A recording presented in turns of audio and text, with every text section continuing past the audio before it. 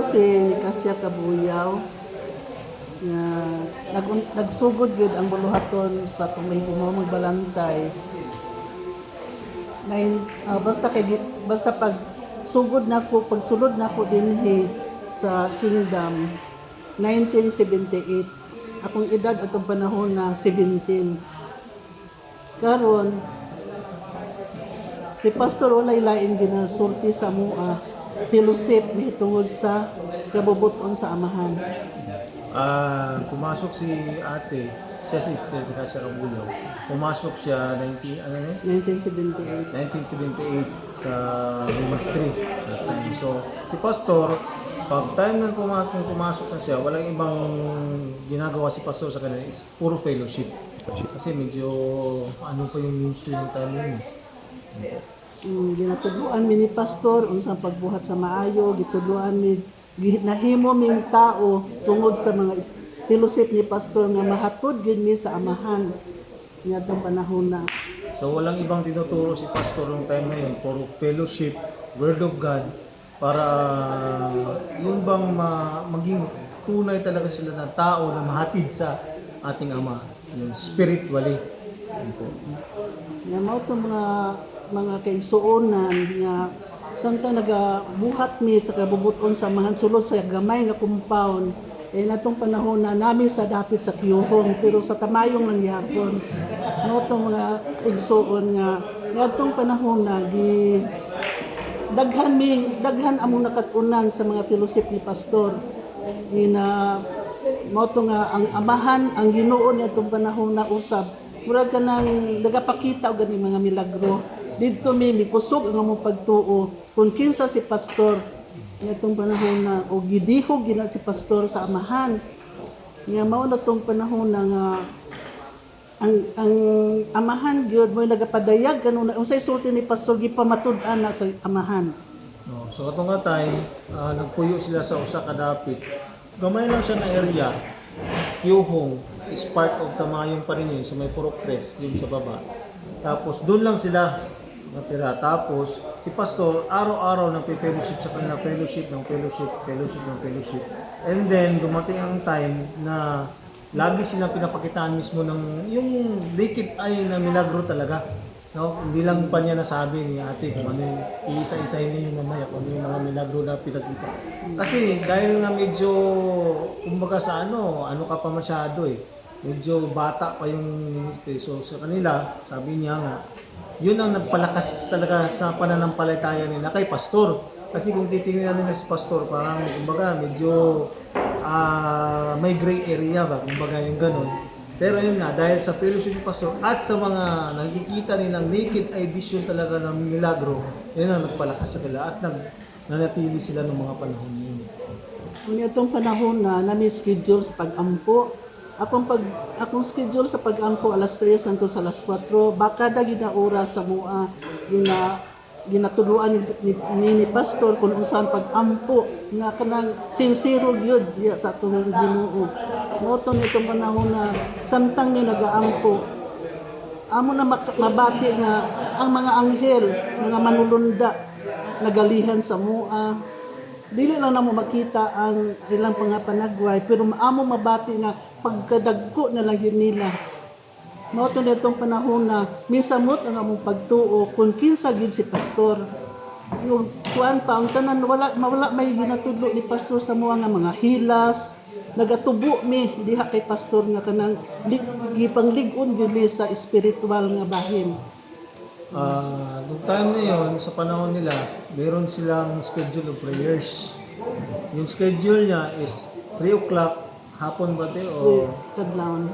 madaling araw, 3 a.m. to 4 a.m.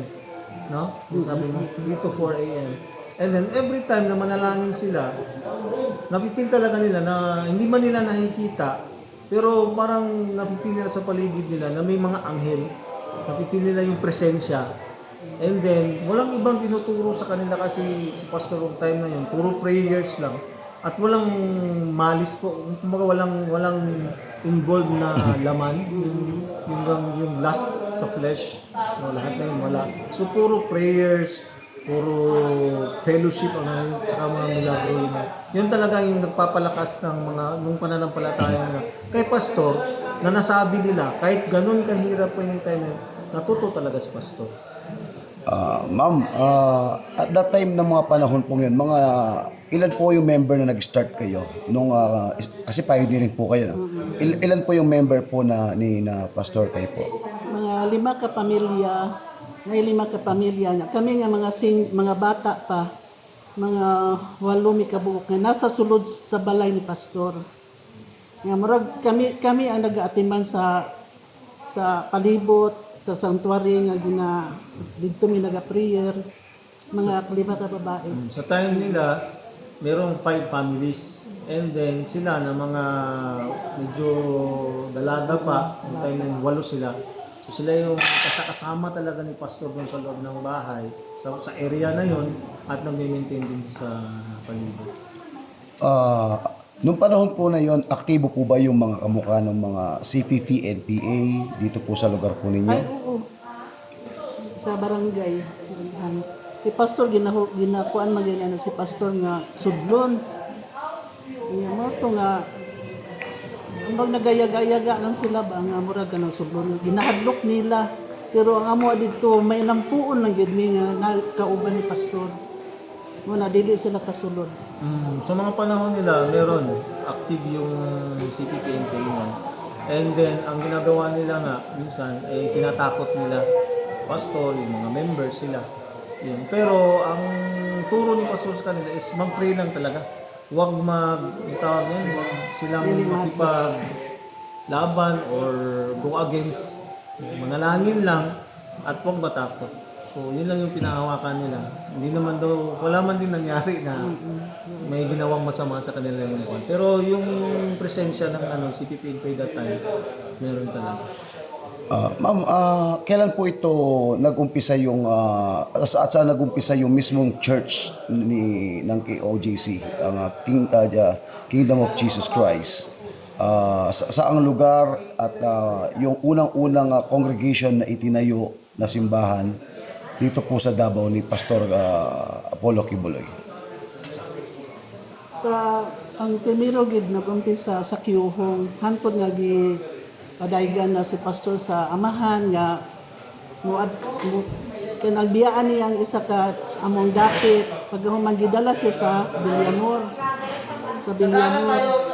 Pag-abot sa Villamor, moto nga nagsugod dito ang gamay na po niya kanang nagatuo tungod sa pagwali ni pastor sa mga katawhan.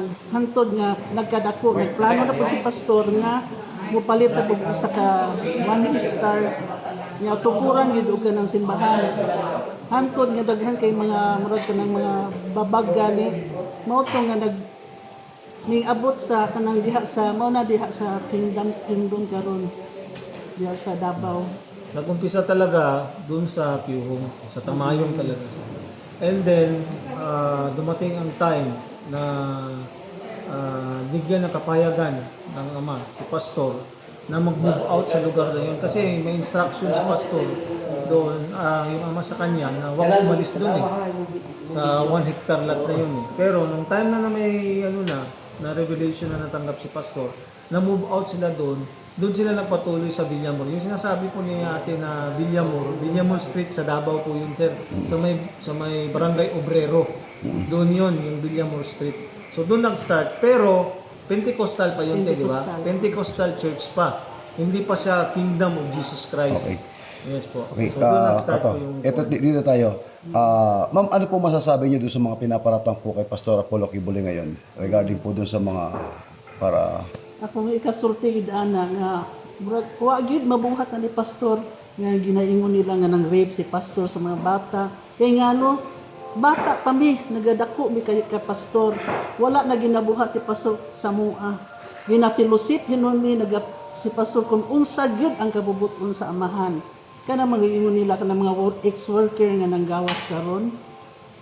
Muna nga mura ka nang mangisog ka nga mutubag sa ilahang kuan manggod dili gid na tinuod. Pero giingon sila gipang rape sila ni pastor. Unsa na gyud nga si pastor walay laing gitudlo sa ilaha kundi ang kabubuton sa amahan. Na po namurag ka ng ang kaniadto walang wala man ang ministry karon nakita nila hisulod sila dinha nga ang ministry dato na. Nga murag ka nang napuno gani sila sa kanang sa kadagaya. Sa kadagaya paghuman ana murag binuangan na lang ni pastor. Murag dili gyud na tinuod. Yun ang masasabi nga ni ate, siyempre, yung nagbata means dito na siya, maliit pa siya, hanggang sa tumanda na si ate, walang nangyaring pangabuso. So hindi talaga siya sang-ayon sa mga sinasabi na against kay pastor, lalong-lalong sa pangabuso, rape, at ibang pangano. Kasi yun nga, hanggang ngayon, di na nga nag-asawa si ate kasi walang ibang tinuturo si pastor sa kanila is yung gawin lang talaga kung ano yung kalooban ng ama. So yun, hanggang ngayon, ito ate na natili. Okay.